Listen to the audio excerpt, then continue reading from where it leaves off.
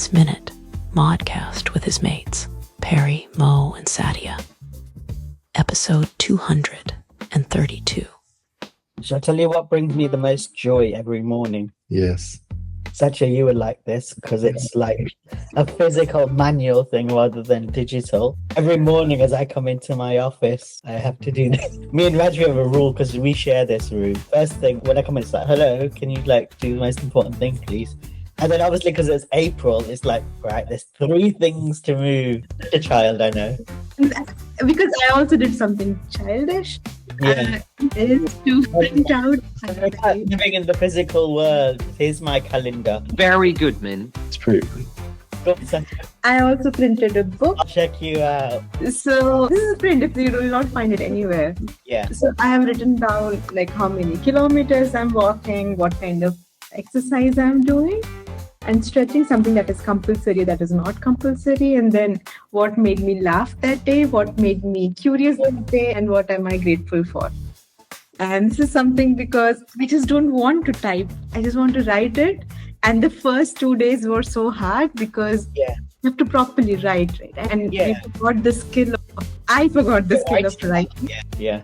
And the pens, and I'm like, okay, I have like so many different types of pens on my desk and pencils and everything. And I said I should start using it and it should not just follow the discipline. Harry, I feel as though you want to show us something. My little book with all my notes, my favorite pen, and I only write with one pen. Yes, Min, you opened the box of Pandora, so I have the same pen in all these colors, and I can only write with this pen. It's horrible. So I have a blue color, and then I have a pencil. I think we should do it. We should do this as a podcast. What is the physical thing we have now? And obviously Can you do me a favor? I want all of your physical addresses. Send it to me, please. Physical addresses. The Earth next stop after GPS location, you mean? No, your postal address. Then I can send you a letter, a handwritten. Oh, bless. I'd love. That would be so cool. You're my buddies, and Sure. Min makes me cry sometimes, and like today. Yes, Don't do that. And Mo is such a sweetheart, and he's helping me build this website of the think tank of the octopus movement. And when I look at Satya, I just want to hug you.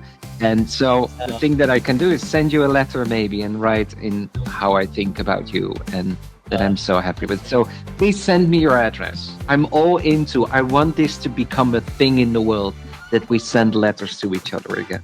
Because that's the most, nobody can hack your letters, right? No, yeah, it's such. They can read letters. Sorry? They can read our letters. No, the envelope is closed. Yeah. Nobody can open the envelope. We will do one of those traitors. My previous girlfriend was in the nobility. She had this family stamp, Seal, the seal, and she used that as well.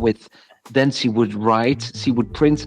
Crazy, I love it. Then she had a printer printing these little invitation cards when we had a dinner at our place, and then everybody would get a invitation on a card and an envelope, and she would stamp the envelope, close it with a seal, and it was so much tralala. It's beautiful. I think the effort is this, the thought process is so beautiful.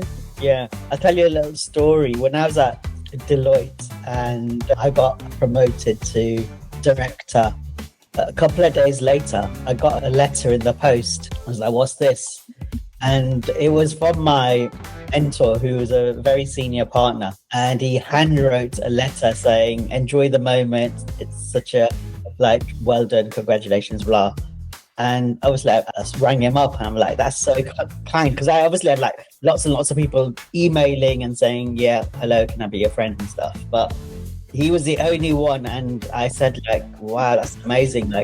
He's actually my mentor, and my boss did that for me when I got promoted. Really? And it's such a personal thing to do that, as opposed to everyone else writing a message on LinkedIn or whatever. So yeah, you can't beat that old-fashioned letter. When the people that write to me these days are the tax people. That's about it. Yeah, but it's not a handwritten letter, right? Just in the name of the king, pay your bills, motherfucker. Yeah. Oh, that's the letter I just do not want to receive. Yeah. You know, here what they do is because they have like brown envelopes for the HMRC, but the marketing companies have caught on to this. So sometimes I'll just send you their adverts and things in a similar brown envelope because you're like, and the other ones you ignore. You look at the outside and you're like, yeah, I'm not falling for that. And this one in brown, it's like, oh my God, what's happened? And it's like, hey, buy some double glazing. It's like, Yeah. you suckers. When I was in Germany, I've never received before that so many letters in my post. Yeah. And I think it's just the way of them communicating. Even for insurance, they would just post a letter. Okay. And then like, for a single person, I would receive like 10 letters in a week. And I would be so scared because everything would be in German. So I had to just give it to someone so that they can read and translate. Yeah. And most of marketing stuff. Yeah. The way they write, it's like with so many umlaut and so many other that you're scared that, okay, there's something else. I didn't do anything. I'm very new to this country. And it's just like... Is this the day before Google translates? Yeah, before you just type everything and now you can just take a picture and translate it. Has anyone tried the new Google Translate App? No. Apparently I read they've released a feature now with if you have headphones, we talked about this last time, Perry, it does live translation. Mo, you're nodding, tell us more. Have you tested it out? No, I didn't test it out, but I heard about it like you. In our native languages and we see how it works. Wouldn't that be fun? It works. So I have tried. You can do it on the Google Chrome as well. So it translates you in voice. Yeah. So if And the new Apple Pods do that as well, right? Yeah, the new Apple Pods do, but this is like, it's not tied to an actual manufacturer. Yeah. In terms of it. That was funny. No, I thought you were doing some magical... What is that? No, it just like looks like as if I'm seen blurry because on my screen I look very blurry. Yeah. So I have this satin cloth. Okay. Wow. You know those TikTok or Instagram videos, they do this and then they do transformation? At the end. Yeah. Yeah, you were expecting Yeah, such to be all of a sudden. like something happens, you know. I wish I was that creative. So I got an email yesterday about, did I want early access to Alexa Plus? I don't know if you guys have that yet. And I'll recreate the moment. I think it's just behind me here. Yeah, here we are. Pretty's very tidy, so she puts like these wires so that everything's tidy.